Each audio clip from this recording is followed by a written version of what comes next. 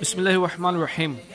جی محترم ناظرین، اللہ کے کرم سے، اللہ کے احسان سے ہمیں رمضان مبارک کی برکتوں سے پھر مالا مال کیا جا رہا ہے۔ رمضان شریف کی پھر برکتیں ہمیں ملنے کے لیے عنقریب ہمارے پاس آ جائیں گی۔ تو آئیے آج ایسا بیان سنتے ہیں، ایسی روایت اور حدیث پاک سنتے ہیں کہ جو نبی پاک صلی اللہ تعالیٰ علیہ وآلہ وسلم نے بالکل شعبان کے آخری دن ارشاد فرمایا۔ اندازہ ہوتا ہے کہ یہ رمضان مبارک سے پہلے کس قدر اہم یہ حدیث پاک ہے۔ تو یہ حدیث پاک سننے سے پہلے اگر آپ نے ہمارے چینل کو سبسکرائب نہیں کیا تو وہ بھی کر دیجئے اور بیل کے بٹن کو دبا دیجئے تاکہ آپ کو مزید ویڈیوز مل سکیں، اور ویڈیو کو لائک اور شیئر کرنا مت بھولیے۔ حضرت سیدنا سلمان فارسی رضی اللہ تعالیٰ عنہ فرماتے ہیں کہ محبوب رحمان سرور ذیشان رحمت عالمیان صلی اللہ تعالیٰ علیہ وآلہ وسلم نے ماہ شعبان کے آخری دن بیان فرمایا، اے لوگو، تمہارے پاس عظمت والا برکت والا مہینہ آیا، وہ مہینہ جس میں ایک رات ایسی بھی ہے جو 1000 مہینوں سے بہتر ہے۔ اس ماہ مبارک کے روزے اللہ تعالیٰ نے فرض کیے اور اس کی رات میں قیام سنت ہے۔ جو اس میں نیکی کا کام کرے تو ایسا ہے جیسے اور کسی مہینے میں فرض ادا کیا، اس میں جس نے فرض ادا کیا تو ایسا ہے جیسے اور دنوں میں 70 فرض ادا کیے۔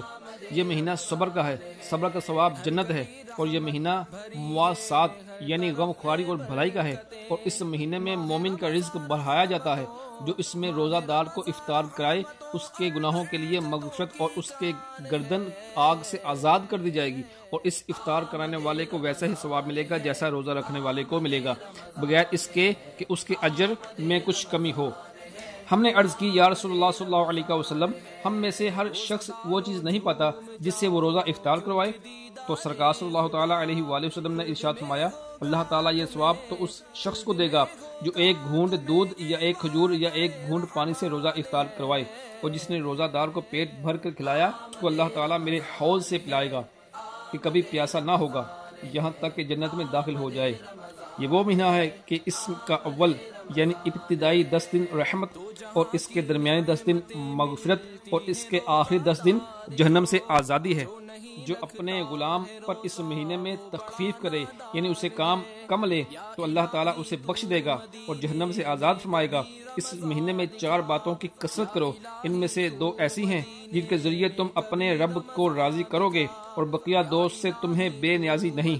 بس وہ 2 باتیں جن کے ذریعے تم رب تعالیٰ کو راضی کرو گے وہ یہ ہیں، نمبر 1 لا الہ الا اللہ کی گواہی دینا، نمبر 2 استغفار کرنا۔